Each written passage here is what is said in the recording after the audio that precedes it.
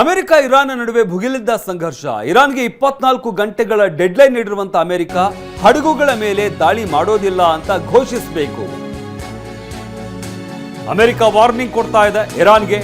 ತಪ್ಪು ಮಾಡಿದ್ದೇವೆ ಅಂತ ಬಹಿರಂಗವಾಗಿ ಒಪ್ಕೊಳ್ಬೇಕು. ಹುರ್ಮುಜ್ ಶುಲ್ಕ ಮುಕ್ತವಾಗಿರುತ್ತೆ ಅಂತ ಘೋಷಿಸಬೇಕು. ಹುರ್ಮುಜ್ನಲ್ಲಿ ಓಡಾಡುವಂತ ಹಡಗುಗಳ ಮೇಲೆ ದಾಳಿ ಮಾಡಬಾರದು. ಇರಾನ್ ಇದನ್ನ ನಿರಾಕರಿಸಿದ ಕಠಿಣ ಪರಿಣಾಮವನ್ನು ಎದುರಿಸಬೇಕಾಗುತ್ತೆ. ಮುಂದಿನ ದಿನಗಳು ಇರಾನ್ಗೆ ಉತ್ತಮವಾಗಿರಲ್ಲ. ಇರಾನ್ಗೆ ಮತ್ತೊಮ್ಮೆ ಅಮೆರಿಕ ಕಠೋರ ಎಚ್ಚರಿಕೆಯನ್ನ ಕೊಟ್ಟಿದೆ. ಪ್ರಮುಖವಾಗಿ ಹುರ್ಮುಜ್ ಜಲಸಂಧಿ ವಿಚಾರಕ್ಕೆ ಸಂಬಂಧಪಟ್ಟಂತೆ ಇರಾನ್ಗೆ 24 ಗಂಟೆಗಳ ಡೆಡ್ಲೈನ್ ನೀಡಿದೆ ಅಮೆರಿಕ. 24 ಗಂಟೆ ಒಳಗಡೆ ತಪ್ಪೊಪ್ಕೊಳ್ಬೇಕು.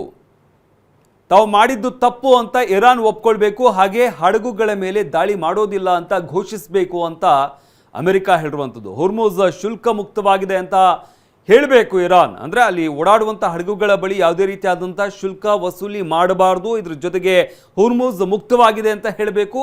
ಜೊತೆಗೆ ತಾವು ಮಾಡಿದ್ದು ತಪ್ಪು ಅಂತ ಹೇಳಬೇಕು. ಅಲ್ಲಿ ಓಡಾಡುವಂತಹ ಹಡಗುಗಳ ಮೇಲೆ ಯಾವುದೇ ಕಾರಣಕ್ಕೂ ದಾಳಿ ಮಾಡಬಾರ್ದು ಅಂತ ಅಮೆರಿಕ ಹೇಳಿರುವಂಥದ್ದು. ಇದರಿಂದಾಗಿ ಇದನ್ನು ಇರಾನ್ ಯಾವ ರೀತಿಯಾಗಿ ಸ್ವೀಕರಿಸುತ್ತೆ ಅನ್ನೋದನ್ನು ಕಾದು ನೋಡಬೇಕಾಗಿದೆ. 24 ಗಂಟೆಗಳ ಗಡುವನ್ನು ನೀಡಿದೆ ಅಮೆರಿಕ.